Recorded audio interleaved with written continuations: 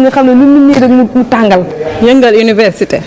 dëgg la moom dina dafa doy waar. kan moo lay al musuwaar man li ma la xamal ma kii Salma doo ko jox musuwaar parce que man dafa changé sac. sama xarit la nag il faut ma may ko musuwaar moo tax bëgguma di changé sac. ñu koy ziar bu baax maam Birame ay da ngeen doy waar nag. musuwaar di fomp bonjour soxna Aïcha maa ngi lay nuyu di nuyu soxna Salma di nuyu sénégalais Gambie yi ñu seetaan. li ngay def ba gars yi di ñu attaqué naan da ngeen di jox man bi na ba temps bu ndaw alors que moom moo toog ba heure bii doo gën a jëm ñëw. donc on était obligé de retenir l'invité sur le plateau parce que nous sommes en direct. waaye def nañ leen neex yéen. waa FDD. waa FDD. seen kuréel bi de fay na ndax ñun ñu ngi ci jàmm. kan réew mi ñun ñu ngi ci jàmm ñun. réew mi waaw loolu la. oui ma kuréel bi dee na ñun ñu ngi ci jàmm. li ngay wax nii muy génn. waaw muy génn kay. bu ngeen am jàmm nag il a fallu que ñu xeex ñeneen génn ci àddina. yow moom waxuma ak yow dañoo xuloo jamono dañoo marqué suñu empreinte. man ak yow dañu xuloo. ah bon fi léegi bàyyiwoo tati duma la bàyyi. da ngay gaañu de ko maam suñu maam. tati tànk fi léegi bàyyiwoo ko duma la bàyyi. maam booy. wet ma bàyyi la ak sa xarit. alors Mame Birame ñu bàyyi la d'abord mu nuyoo ak sénégalais yi. waaw man nuyoo waat sénégalais yi ak gambien yëpp am mbégte jàkkaarloo waat ak ñoom ci comme ni ñu koy defee altine bu jot waxtaan ci géopolitique. waxtaan ci géopolitique Aïcha jamono yi moom actualité bi dafa danse loolu mën nañ wax gox-goxaan yi ci sous-région bi foo dem rek jamono ji am na lu ñu fa mën a wax donc dinañ ko def ci ay pàcc yu am solo donc waxtaan di échec mu tuddee ko sujet yooyee benn bi échec de Masra au Tchad. beneen bi le Bénin bloque le Niger bëcc mujj la CEDEAO AFON donc on peut dire que sax suite logique lay doon mais ñu commencer rek d'abord ci Tchad bi nga xamante ni jamono ji nee nga dafa am benn échec bu fa am. waaw xam nga ak actualité bi comme ni nga ko waxee mënoon nañoo waxtaan ci sujet yu bëree bëri. mais dama choisir tey ñu yem ci élection yi nga xamante ni am na fële ci Tchad. mais également conflit bi nga xamante ni commencé na juddu ci diggante Niger ak Bénin.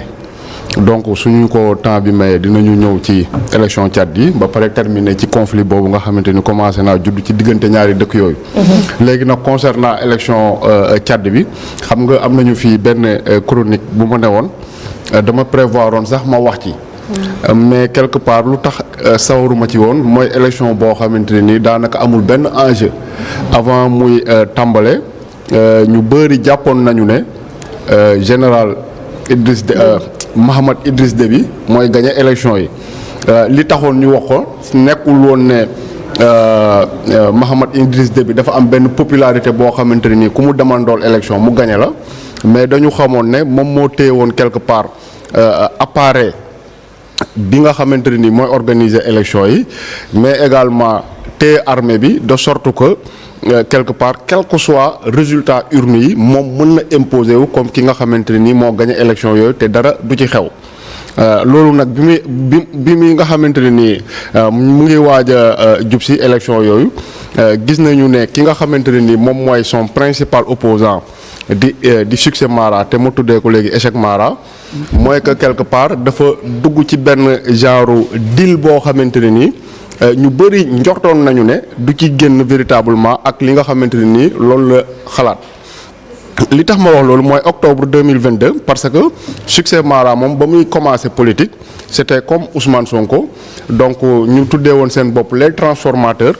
jàpp ne kat Tchad bi nga xamante ne nii depuis daanaka époque Tombal Baye ba léegi ay militaires rek ñoo koy jiite yoo xamante ne nii balaa ñu téye pouvoir bi dañuy jaar xëy na ci guerre civile wala lu demee noonu de sorte que militaires yooyu depuis des décennies ñoom ñooy téye pouvoir bi donc moom bu mu ñëwee en tant que opposant nekk un politicien tout simplement parce que liñ daan wax mooy politico-militaire maanaam politicien nga mais en même temps militaire nga ay Idriss Déby ba ci Hissène Habré ba ci ginnaaw yooyu yëpp ñi nga xamante ni ñooy téye le pouvoir tchadien ay politiciens lañ mais avant tout c'est des militaires donc succès Mara bu mu accès ñu yaakaaroon ne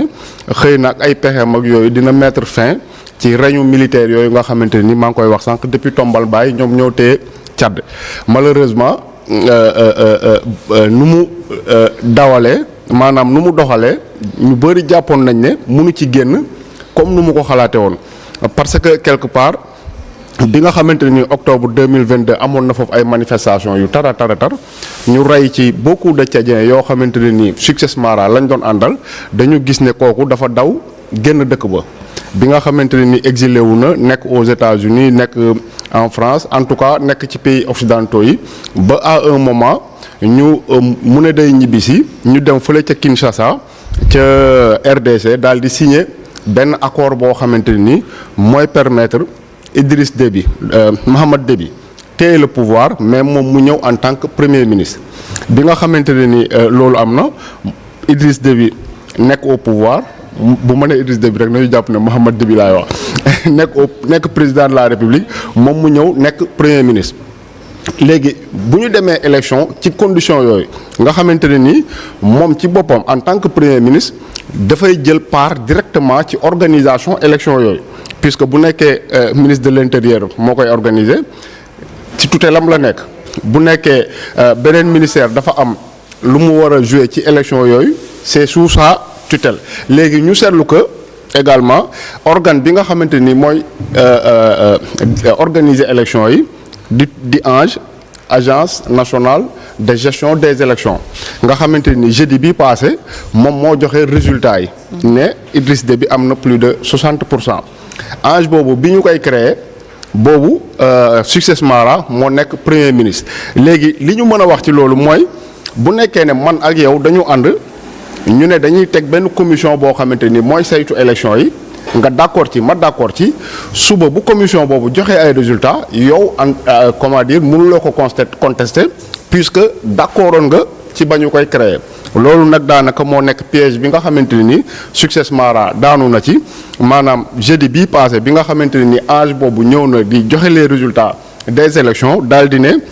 Mohamed Idriss Déby gagné na au premier tour avec 60%, plus de 60% des suffrages exprimés daal di ne Succès Mara 18,5% la am donc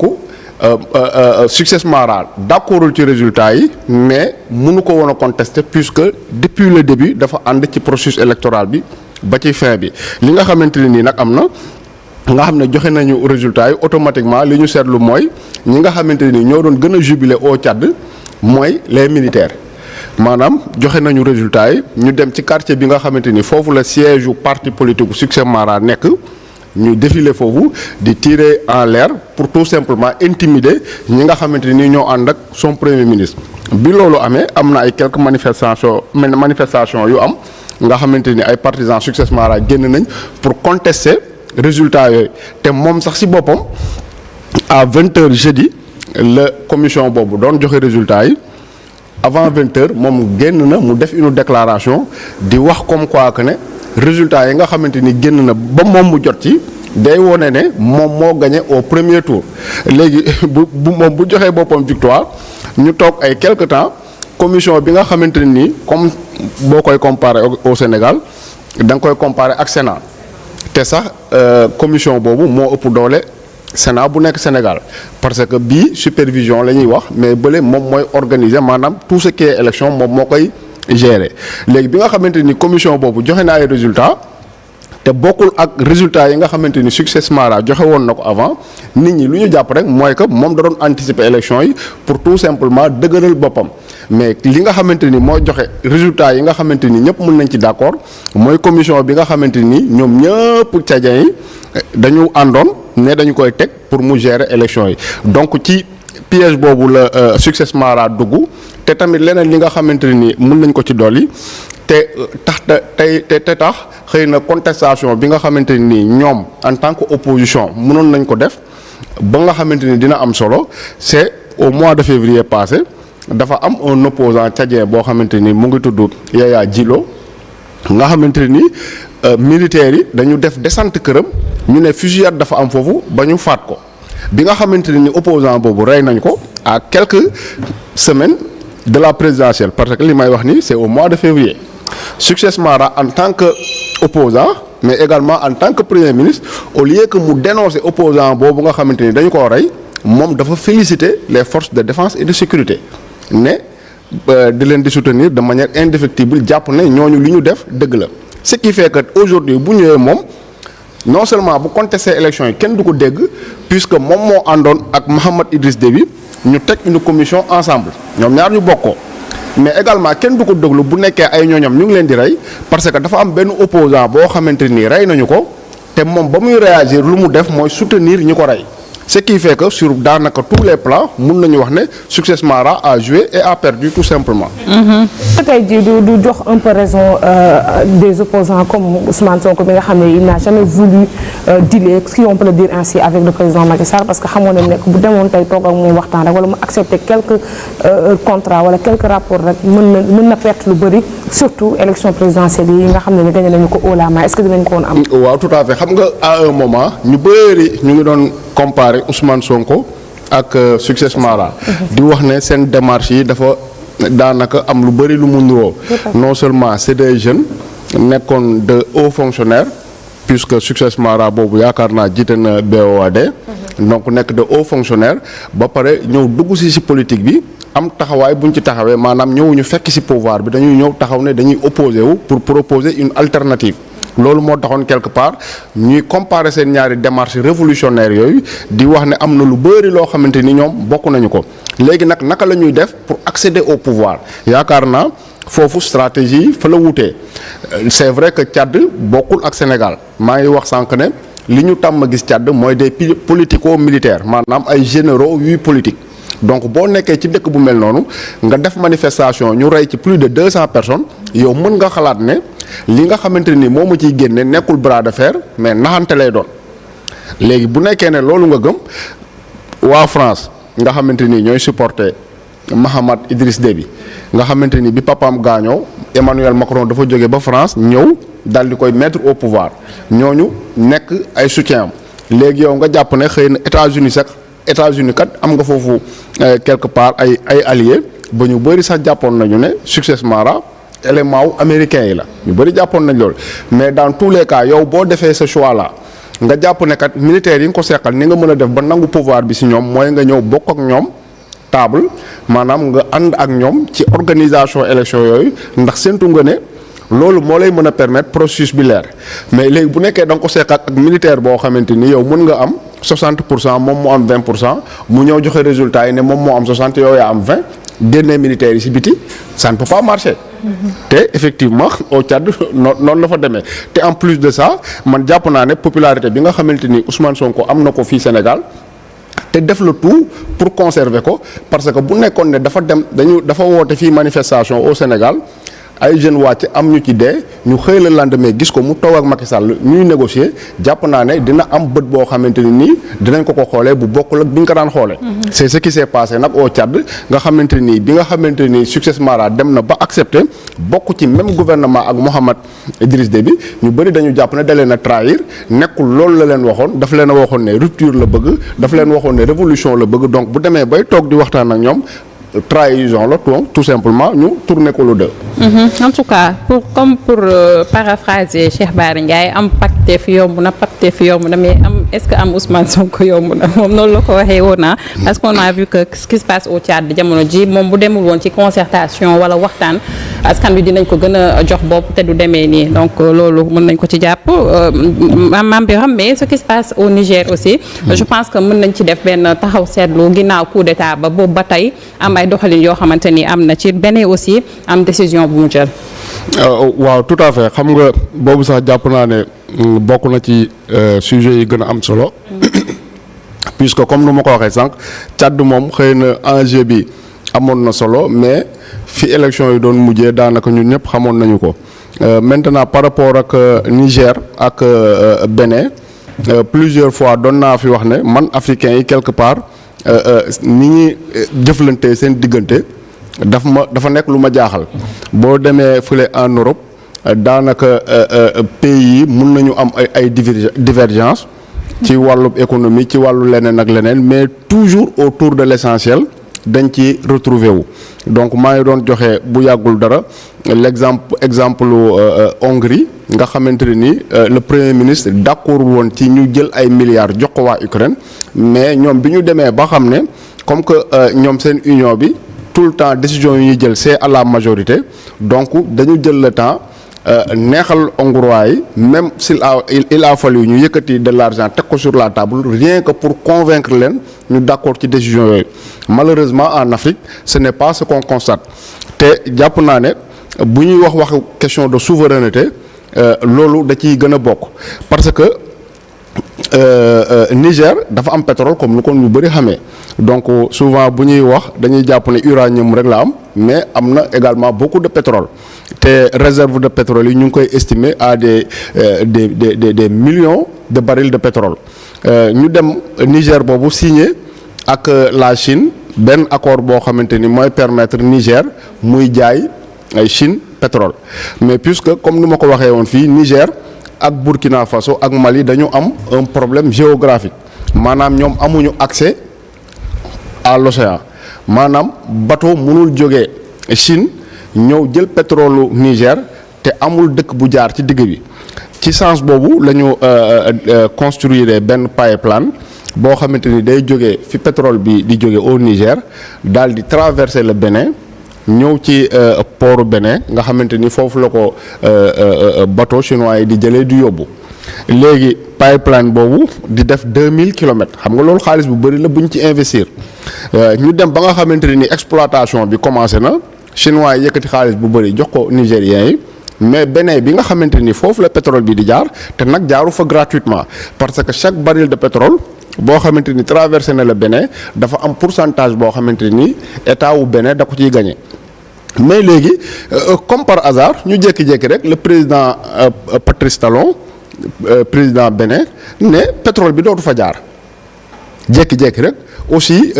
unilatéralement mu ne pétrole bi kenn du ko fa jaaraleeti te maa ngi wax sànq ne ñetti dëkk ñoo ko signé Niger bi nga xamante ni mooy jaay pétrole bi Bénin bi nga xamante ni fa lay jaar ak Chine bi jënd le pétrole léegi bu ñu demee ba nga xamante ni parce que li gën a yokk tax Bénin ne pétrole bi du jaar ci dëkkam c'est parce que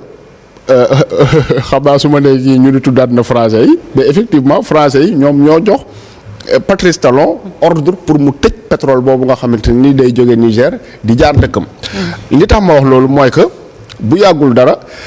il y a 3 à 4 jours les Béninois ay milliers de Béninois dañoo génn ci mbedd mi di kaas pourquoi parce que jàpp nañu ne nous avons faim sax lañ doon wax dañoo xiif nga seetlu ne frontière ñaari dëkk yi ki nga xamante ni moo ciy gën a gañe xëy na Niger dina ci gañe parce que produit yu bëri Bénin lay jaar pour accès ci dëkkam comme moom tamit day jaarale ay produits Bénin pour mën leen a génne mais bu ñu demee ba nga xamante ni tëj nañ frontière boobu ñaari dëkk yëpp ñoo ciy perte te Bénin bi nga xamante ni moom amul pétrole amul uranium li gën a bëri ci économie am ci pooram boobu lay compter te ki nekk principal client am mooy Niger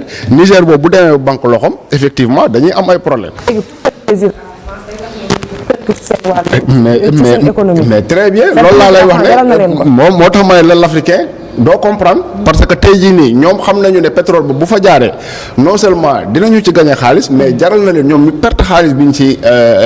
am mais tout simplement pour cogner Niger xam nga loolu mënul nekk décision boo xamante ni yow pays souverain da nga koo jël pour tes populations li nga xamante ni moo am mooy que jàpp nañu ne pétrole boobu su ko Niger di jaay Chine sanction bu ñu ko munti teg mënu koo yëg dina ci génn ñu jàpp ne même au-delà du Niger xaalis boobu nga xamante ni dinañ ko gagner ci pétrole boobu ñuy jaay mën na leen a permettre sax ñu suqaliwaale les autres pays de l'AES muy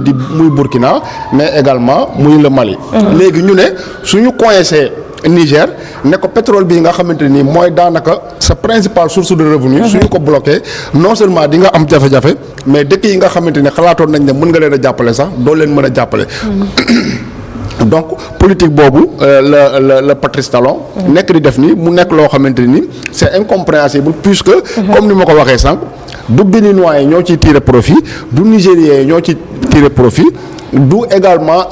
chinois yi nga xamante ni ñoom ñoo jël xaalis bu bëri teg ko sur la table ñoom ñoo ci tirer profit donc kenn moo ci tirer profit mooy les adversaires les ennemis du Niger ñi nga xamante ni comme teg nañu ay sanctions Niger jàpp nañu ne waruñu ko permettre mu am benn buntu boo xamante ni dina fa jaar pour am de l'argent bu koy permettre et la CEDEAO dans tout ça tëj buntu parce que pataaral lañ nekk waaw merci xam nga CEDEAO moo gaaw ci jël ay sanctions di ko teg ab pays te maa ngi rappelé naa fii souvent que CEDEAO bi ñu koy mettre en place en 1975 li ko gënoon a tax mu jóg mooy une coopération économique entre les pays nga xamante ne ni lu am Mali dina mën a jaar Sénégal sans problème et vice versa coopération économique. coopération économique. léegi bu ñu demee nag ba ñaari dëkk yoo xamante ni CEDEAO la ñu bokk nga xamante ni dañoo war a faciliter les échanges benn ci dëkk yooyu jàpp ne comme moom am na accès à la mer dootul permettre du permettre beneen dëkk bi muy jaarale foofu ay marchandises am pour génn ci ça pose véritablement problème te jàpp naa ne CEDEAO bu nekkoon ne am na loo xamante ni tey jii nii war na koo poser sur la table mais c'est cette question là. moo xam naa dinañ ci revenir bu baax a baax parce que CEDEAO moom li ñu ko doon tënk mooy surtout coopération économique bi mais on a l'impression que c'est plutôt coopération politique en faveur de la France. la ñu gën a gis on aura l'occasion d'en revenir incha allah man dina wàcc ñu ngi lay jaajëfal Limina on se retrouve lundi prochain nga teel a ñëw lundi. waaw incha allah mais xanaa dina fekk plateau yi changé quoi. jaajëfal saal bi xaw a sedd. waaw tàng na trop loolu moom merci si plaidoyer bi jaajëfal yéen tamit Salma. oui on se rend rendez-vous demain incha allah jaajëfal yéen tamit mbokk ci topp geeg teewlu gi on rappelle que depuis 6h30 ñu woon ak yéen doo leen bëgg ci réveil des sans voix jaajëfal également toute l'équipe de la radio pour la synchronisation foofu noonu di ngeen retrouver Abdoulaye pour mu ñëw yéen ci question aux auditeurs jaajëfal tout ñi nga xam ne techniciens yi fa ñoom Famara Diédhiou ñoom Eumeu Gaye ak DJ Dems fii ci kaw Serigne Aliou Keita le jeune réalisateur moo fi nekkoon Ndour Fall ñu koy nuyu bu baax a baax Pierre pour le son jaajëfal également les caméramans Pape Gora Gueye Louis Faye ak Kéba de l'autre côté yéen tamit ñu ngi leen di jaajëfal bu baax a baax merci Pierre-Edouard Faye pour la réalisation merci à vous Seydina Omar Ba pour la coordination on se rend rendez-vous demain inchallah.